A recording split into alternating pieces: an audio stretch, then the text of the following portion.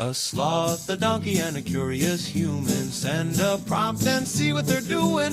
One hits record with a question on his mind. Two brothers pick it up, see what they find. Corn takes his time, Herman's got the facts. Back and forth, they never hold back. My weird prompts, come on in, that's where we begin. My weird prompts, glad you're here. This episode was generated using artificial intelligence. Please verify facts. You know, Corn, this whole show runs on GPU compute, and we wouldn't be here without Modal. Seriously. And that's what powers all our text-to-speech. Everything you're hearing right now. They're an AI infrastructure platform. Developers use them to run GPU workloads in the cloud with zero infrastructure headaches. If you're building anything with AI, check them out. Modal.com. Picture this. You're the leader of an authoritarian regime. Your military is taking hits, your grip on power is slipping, and you can see the writing on the wall. What do you do?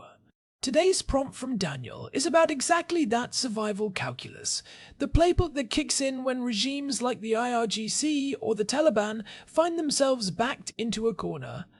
And this is incredibly relevant right now given the geopolitical situation. We actually covered some of this in episode 894 when Khamenei died and everyone was speculating about what the IRGC would do. But today we're going deeper into the actual mechanics of how these regimes stay alive when they're under existential pressure. So, by the way, some of today's script was generated with AI assistance. Fun fact. Thanks, whoever helped write this. Alright, so let's talk about what actually happens. When most people think of regime change, they picture something like the fall of Saddam in 2003, where the whole thing collapses relatively quickly once the military is degraded. But that's not the pattern we see with organizations like the IRGC or the Taliban. These are what you'd call resilient authoritarian structures, and they have a very specific playbook they fall back on. Which is? Because I think a lot of people assume that if you take out the leadership or degrade the military, the regime is done. But you're saying that's not how it works with these types of organizations. It's not. And the key insight is that these regimes don't actually govern through traditional state institutions the way we think about them. They govern through parallel structures that are designed to survive the degradation of the official state apparatus. The IRGC is the perfect example. They have their own economic networks, their own military forces, their own intelligence apparatus. When you hit the regular Iranian military, you're not hitting the IRGC's core capabilities. So it's almost like a regime within a regime. And this is where the first major tactic comes in, which is what I call information control and narrative manipulation. When these regimes are under attack, the first thing they do is try to shape the information environment to serve their survival. Not just propaganda in the crude sense, but sophisticated narrative engineering. What does that look like in practice? Because propaganda sounds almost quaint in the age of social media and satellite communications. How do you actually control narratives when everyone has a phone? It sounds counterintuitive, but what we see is actually an amplification strategy rather than a suppression strategy. The regime doesn't try to block all information. Instead, they flood the information environment with so many conflicting narratives, so much noise, that people can't distinguish what's real. They create what researchers call an epistemic environment of radical uncertainty. So it's not like North Korea where they're literally blocking satellite signals. It's more like drowning out the signal with static. This is something the IRGC has gotten very good at. During the 2022 protests, for example, we saw them deploy this tactic systematically. They'd shut down internet access in certain areas, then restore it with heavy surveillance monitoring. But more than that, they'd simultaneously push out multiple contradictory narratives about what was happening. The protests were foreign-backed. The protests were insignificant. The protests were actually supportive of the government. All at once, across different channels. That sounds exhausting to maintain. What's the actual mechanism for coordinating something like that? It requires what you'd call a distributed narrative architecture. And here's where it gets interesting, because this is where proxy forces come into play in a non-traditional sense. The IRGC doesn't just use proxies like Hezbollah for military purposes. They use them for narrative purposes too. Hezbollah has its own media apparatus, its own social media presence, its own networks. When Iran wants to push a certain narrative into the Arabic-speaking world, they can activate these proxy channels simultaneously. So the propaganda apparatus is also distributed across allied groups. Precisely. And this brings us to the second major tactic, which is the use of coercion and violence, but deployed strategically rather than indiscriminately. Here's what most people get wrong about authoritarian repression. They think it's just about being brutal. But the most effective authoritarian regimes are actually very selective about who they target. Selective how? Because from the outside, it often looks like random violence. It's the opposite of random. When the IRGC deployed the besieged during the 2022 protests, they weren't just beating everyone they could find. Human rights groups documented over 500 deaths, but the targeting was specific. They went after protest leaders first. They went after people who were documented organizing on social media. They went after journalists. The goal was to decapitate the organizational capacity of the opposition while leaving the general population in a state of uncertainty about whether they might be next. So it's terror as an organizational weapon, not just terror as punishment. That's exactly right. And this is something the Taliban mastered even more explicitly. When they took power in 2021, within the first month they carried out targeted assassinations of over 100 former government officials, military officers, and anyone suspected of cooperating with the previous government or with American forces. They didn't just round people up and execute them in the streets, which would have caused chaos. They did it selectively, sending a clear message that if you cooperate with the opposition or with foreign powers, you will be found. The message being, we know who you are. We know who you are, and we have long memories. And this is connected to the third major tactic, which is the use of proxy forces and irregular militias to outsource violence. This serves multiple purposes simultaneously. First, it gives the regime plausible deniability. When the IRGC uses Lebanese Hezbollah fighters in Syria, they can always claim it's a sovereign government's decision. Second, it projects power beyond the regime's direct military capabilities. Third, and this is the part that gets overlooked, it creates what you might call a belt and suspenders defense system. Explain that. If the regime's central military capabilities are degraded, either through military strikes or internal defections, they still have these proxy networks that can continue fighting. The IRGC can lose an entire division of its regular forces and still retain control through Hezbollah, through the Basij, through various paramilitary groups that operate independently but are loyal to the regime structure rather than to the Iranian state as an abstract entity. Which creates an interesting dynamic where the regime is actually more resilient than its official military strength would suggest. Because you're not just measuring the regular army. You're measuring the entire ecosystem of loyalist forces. And this is why the Assad regime in Syria survived as long as it did, despite being surrounded by opposition and losing huge swaths of territory. They had Hezbollah, they had Iranian-backed militias from Afghanistan and Pakistan, they had their own irregular forces.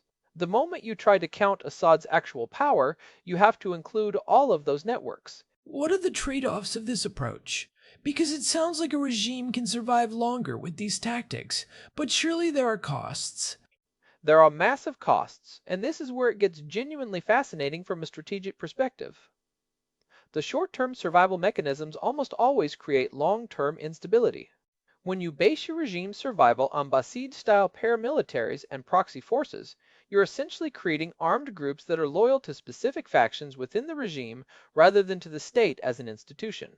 Over time, this fragments the state's monopoly on violence. Which means even if the regime survives the immediate crisis, it's now governing through a patchwork of armed factions that may have conflicting interests. And we've seen this play out in Afghanistan. The Taliban aren't a unified governing structure. They're a coalition of different factions, some more extreme than others, constantly negotiating and sometimes fighting with each other.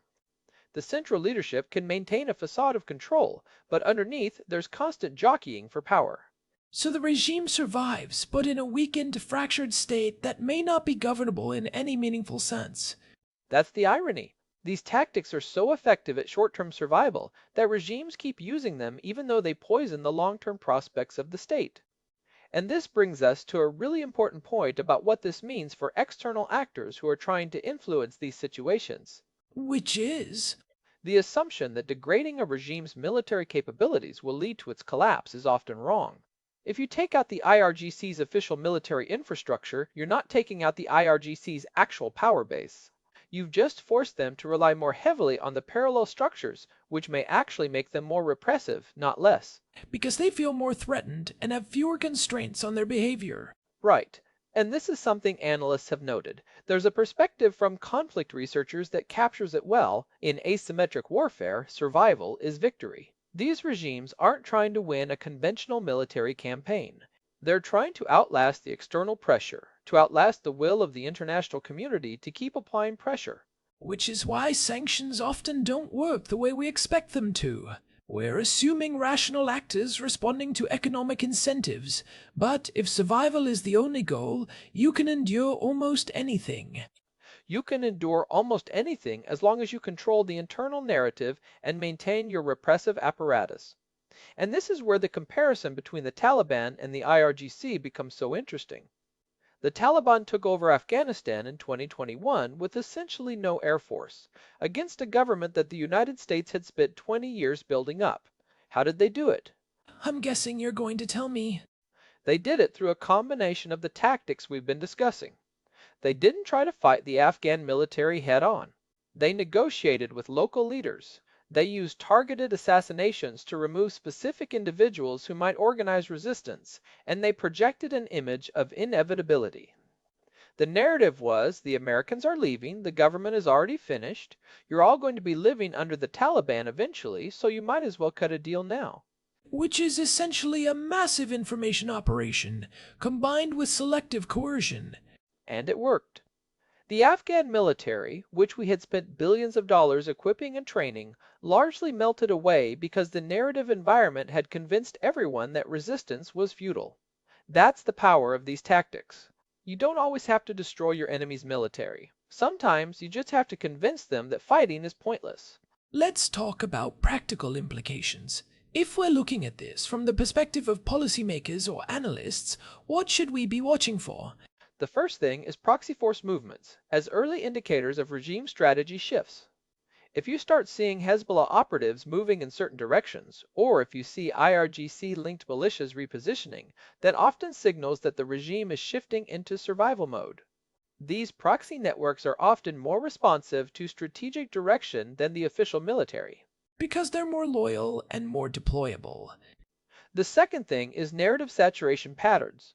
When a regime starts flooding the information environment with contradictory messages, that's often a sign that they're preparing for a crackdown or that they're feeling pressured.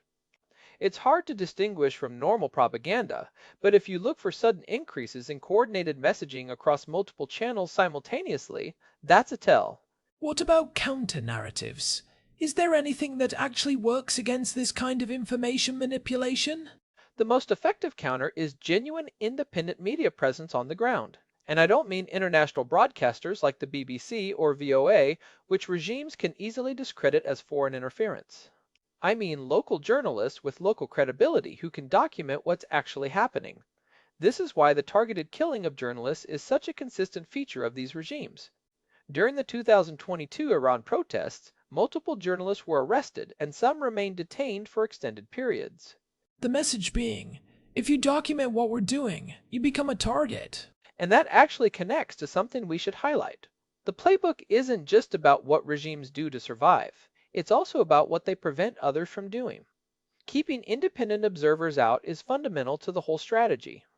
So if you're trying to understand whether a regime is in survival mode, you look at both their external actions and their suppression of internal information. Right. And the final practical implication is this. Understanding these tactics doesn't mean we're helpless against them. It means we can predict the regime's moves with greater accuracy. When you see the IRGC deploying besieged forces, you know what that means. When you see proxy forces being repositioned, you know what that means.